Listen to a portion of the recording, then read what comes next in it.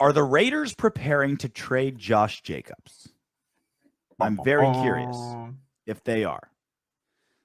So there's a report out there that I'm sharing with you right now. Yeah. From Jeremy Fowler. So James White is re-signing with the Patriots. Running back. How old is James White? God damn. Great question. Talked to James White, who said Raiders and Patriots showed most interest. Quote, New England wanted me back. That's all that matters, he said. Okay. And this was earlier this morning on Tuesday the 15th. Now, when we've been talking about all the positions that we need help at, all the positions we need to pick up, running back has never been one of those ones to talk about. Because we got Josh Jacobs under contract, Kenyon Drake under contract. We can easily get Peyton Barber and Jalen Richard back if we wanted them to. Mm-hmm. Easily, right? For not that much. And yet, Josh Daniels, Dave Ziegler, we're looking at a guy, not just any guy, a very specific type of running back in James White, a guy that they know very well, obviously coming from the Pats. So is Josh Jacobs, are they not happy with our running back crew?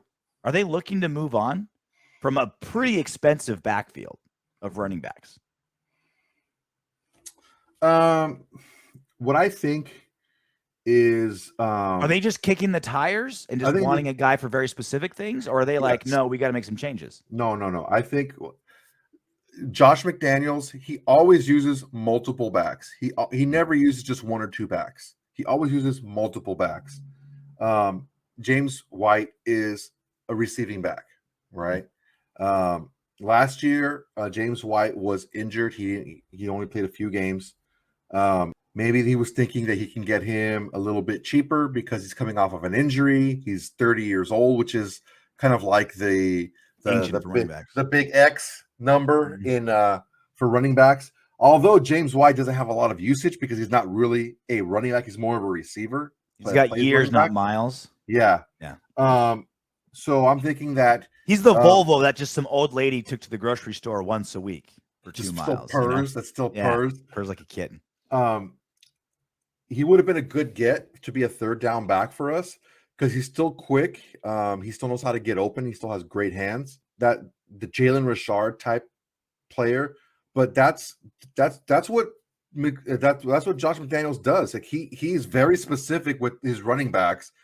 Rarely are you going to see a running back be like he's never had a 3-down back. Yeah, he doesn't use 3-down backs. He doesn't have that.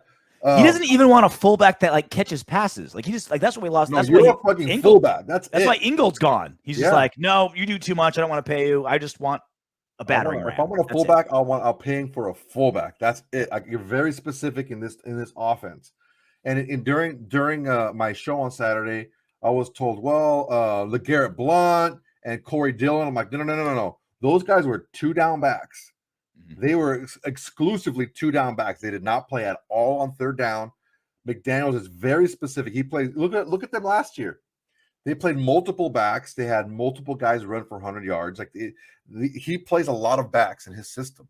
Yeah, which is both good and bad for if you're a running back because number one, your career is going to last a long time because you're not going to get overly used. You're going to be put in positions where you can succeed. That's good for your skill set, but you're not going to be showcased a lot. I think what happened is I think it's a response to the economics of running back too, where you can get really limited running backs for super cheap if you're doing exactly that, right? Like if all you're doing is blocking, there's guys out there that are really good at that, but that's all they do. You're looking at a guy that's only good at catching passes out of the backfield. There's guys for $900,000 you can get that are great at that. Don't run them between the tackles, but very specific things you can get a ton of really cheap guys for. So I think it's a combination of McDaniels' kind of offensive philosophy and just the economics at running back. And he knows he's comfortable with James White. He knows that I know that he can run my system. He can teach the other guys in the running back room. This is what I expect out of my running backs. I trust him on third down. That's the money down, right? I trust him.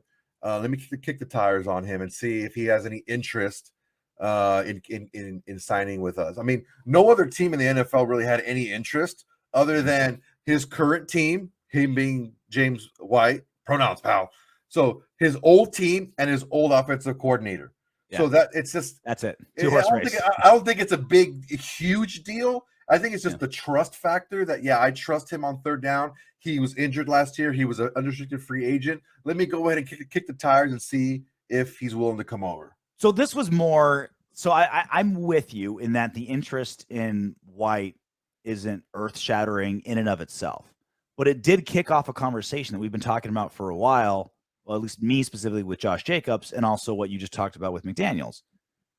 McDaniels isn't a type of guy who wants to pay his running back $8 million, right? Like you said, he doesn't want to do that. He won't. It's not that he doesn't want to. He won't, because he knows how to game plan. He knows what he's looking for. I wouldn't be surprised if they draft a running back late this year, and let Jacobs walk and be like, all right, thanks, man, appreciate you. So therein lies. So this is the ultimate test, and this is why I'm asking are the Raiders preparing to trade Josh Jacobs, because he doesn't. The economics of I say economics a lot on this show.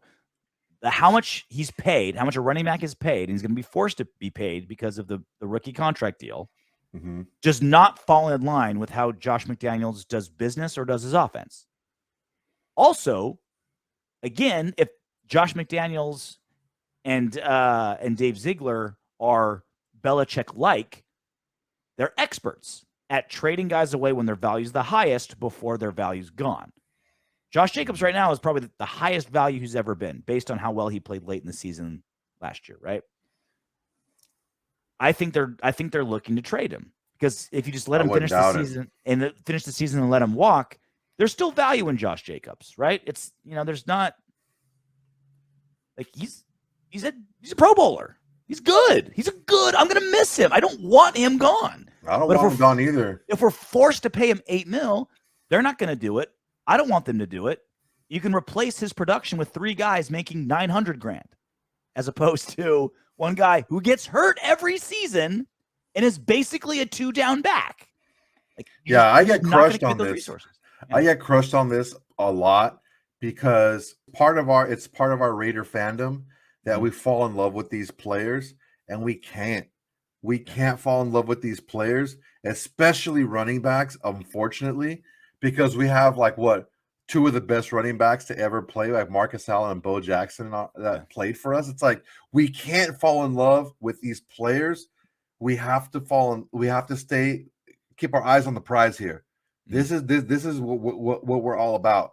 And unfortunately, if he being Josh Jacobs, if he wants to be paid that much money, pronouns, pal. If he wants that much money, we just can't do it, because McDaniels has shown in his career he can get production out of that position with multiple guys and be fine.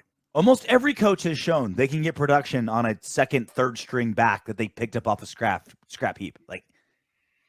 Dude, look at the Ravens last year. They had guys that were almost retired. If you have the line in the scheme, Devontae Freeman was scoring touchdowns for him last year.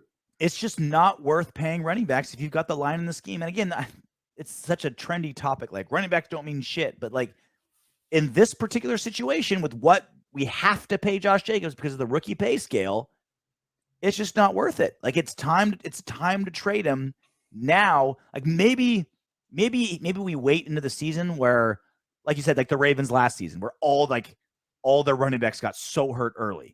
Maybe that's when you move. Maybe that's when you're like, hey, if you need a running back, Josh Jacobs is here. Maybe a team that's really looking for the Super Bowl and they lose all their running backs, then it would make it worth it for them. Because they're not owed big money on Jacobs until next season. Maybe something like that. But I think that needs to be out there. I think he needs to be prepared for that. Have a roster that can succeed without Josh Jacobs. I mean, look at it this way. Chase Edmonds is the big running back that got a contract so far in free agency, right? He was a big name running back so far. He got $6.5 a year. Yep. That's the big free agent. This guy's going to get production. He cashed out and he got 6.5. Yep. And you're going to pay Jacobs almost 9? Nah, fam. That's not going to happen. Josh McDaniels is not going to do that. What do you think we could get for Jacobs? Now, obviously, best case scenario is the one I brought up, where a contender team loses all their running backs and they get a little desperate, right? That's what you want as a trade partner. But just in general, right? A desperate team, probably a third. A desperate team. It'd have to be desperate to even get a third. Yeah. So you're thinking like, what's his actual value this second? A fourth pick. Yeah, 4th-round pick. That low? All pro or a Pro Bowler? Look at what Hudson got last year. Yeah. We were also like the worst negotiating team in trades last year too. Like we were pretty terrible. Again, you have to look at the position, and you have to look at the contract. You have to look at the ability to sign them. A team is not going to want to give a ton of capital up for a short rental. Yeah.